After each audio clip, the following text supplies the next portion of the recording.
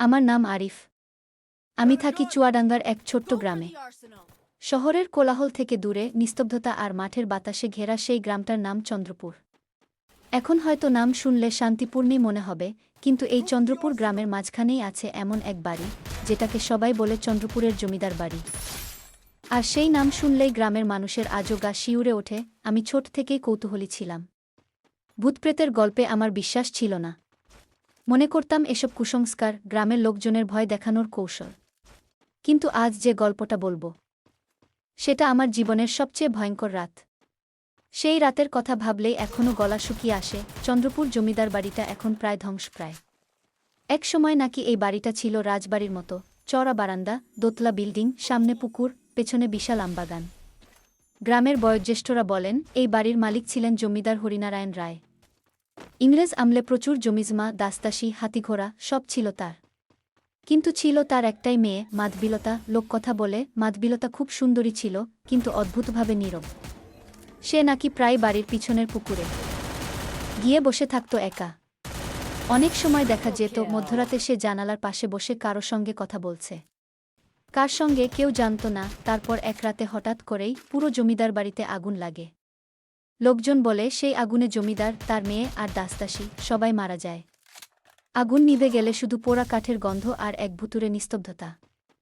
তখন থেকেই এই বাড়িটা কেউ ছুঁয়েও না। বছর 20 পরে, আমার বয়স তখন 24। আমি তখন স্থানীয় কলেজে পড়ি, বন্ধুদের সঙ্গে ঘোরাঘুরি করি। একদিন সাহস করে ঠিক করলাম আমি চন্দ্রপুর জমিদার বাড়িতে এক রাত কাটাব। বন্ধুরা হাসল, কেউ বলল আমি পাগল, কেউ বাজি ধরল আমি সকালে বেঁচে ফিরব না। আমি পাত্তা দিলাম না। কৌতূহল ছিল, সত্যি কি ভূত আছে। রাতটা ছিল পূর্ণিমার। চারপাশে এক অদ্ভুত আলো। আমি হাতে একটা টর্চ আর ব্যাগে পানি, দিয়াশলাই আর ফোন নিয়ে বের হলাম। গ্রামের শেষ প্রান্তে গিয়ে দেখি জমিদার বাড়ির গেটের লোহার দরজা এখনও দাঁড়িয়ে আছে, জং ধরা। তবুও অদ্ভুতভাবে শক্ত। ভেতরে ঢুকতেই একটা ঠান্ডা হাওয়া এসে লাগল গায়ে।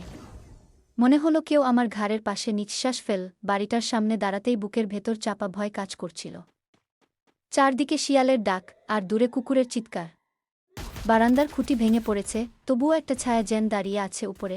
আমি ধীরে ধীরে ভেতরে ঢুকলাম। ভেতরে পা দিয়েই একটা গন্ধ পেলাম, পুরনো কাঠ, ধুলা আর পচা কিছু একটা।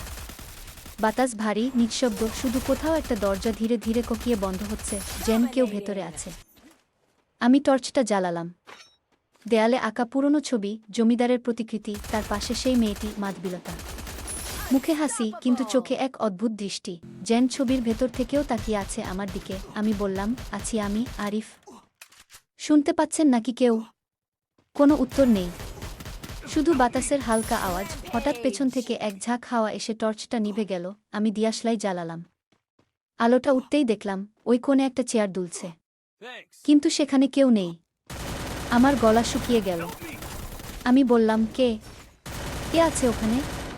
তখনই এক মহিলার হাসির আওয়াজ এল, খুব ধীরে, টানটান করে, যেন কারো বুকের গভীর থেকে আসছে। তুমি এসেছ অবশেষে। আমার বুক কাঁপছে। আমি চারদিকে আলো ফেললাম, কেউ নেই। কিন্তু সেই আওয়াজ বারবার আসছে। এতদিন পর কেউ আমার নাম নিল। আমি কাঁপা গলায় বললাম, আপনি কে? কিন্তু উত্তর আসলো কেবল একটা ফিসফিসানি, মাধবীলতা। আমি তখন উপরের তলায় উঠতে শুরু করলাম। সিঁড়ি ভাঙা, তবুও উঠছি।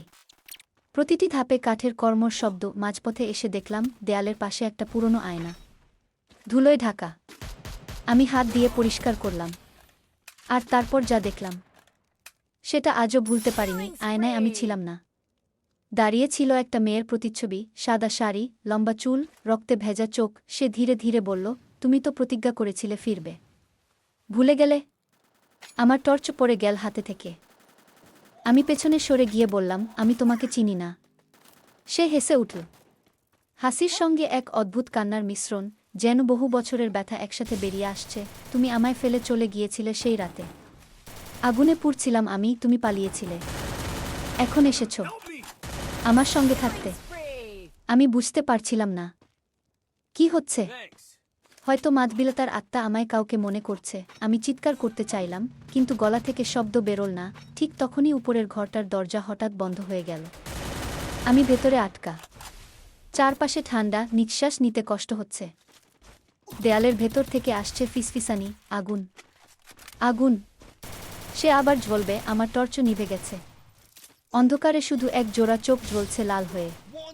তারপর এক মুহূর্তে পুরো ঘরটা আলোকিত হয়ে উঠল, চারপাশে আগুন। কিন্তু অদ্ভুত ব্যাপার, আমি আগুনের তাপ পাচ্ছি না। সেই মেয়েটা দাঁড়িয়ে আছে জানালার পাশে। আগুনের ভেতরেও তার চুল নড়ছে বাতাসে। সে ধীরে ধীরে এগিয়ে এল। আজও কেউ জানে না আমায় কে আগুনে ঢেলে দিয়েছিল। তুমি জানো আরিফ? আমি পেছনে সরে যাচ্ছি, গলা শুকিয়ে গেছে। না, আমি জানি না। সে থেমে গেল। মুখে এক ফোঁটা অশ্রু গড়িয়ে পড়ল। সত্যি? তাহলে তুমি ওদের মতো নও। তারপর সে মিলিয়ে গেল ধোয়ার ভেতর। ভোর হতেই আমি নিজেকে পেলাম বাড়ির বারান্দায়। কখন ঘুমিয়েছি জানি না। সূর্য উঠছে, পাখির ডাক, চারদিক স্বাভাবিক। কিন্তু আশ্চর্য, আমার হাতে একটা সোনার চুড়ি পড়ে আছে। পুরনো পোড়া দাগ লেগে গেছে তাতে। আমি সেটা নিয়ে গ্রামের বৃদ্ধের কাছে গেলাম। বৃদ্ধ বলল, ওটা তো মাধবীলতার চুড়ি। আগুনের পর আর সেটা কখনো পাওয়া যায়নি। তুমি কোথায় পেলে? আমি কিছু বলিনি, শুধু চুড়িটা রেখে চলে এলাম। আজও প্রতি পূর্ণিমার রাতে আমি শুনি, চন্দ্রপুর জমিদার বাড়ির ভেতর থেকে এক মেয়ের কণ্ঠ আসে, আগুন নিভে গেছে, এখন ফিরে এসো। আমি জানি হয়তো সেই মাধবীলতা এখনও অপেক্ষায় আছে, অপেক্ষায়, যে প্রতিশ্রুতি কেউ রাখতে পারেনি।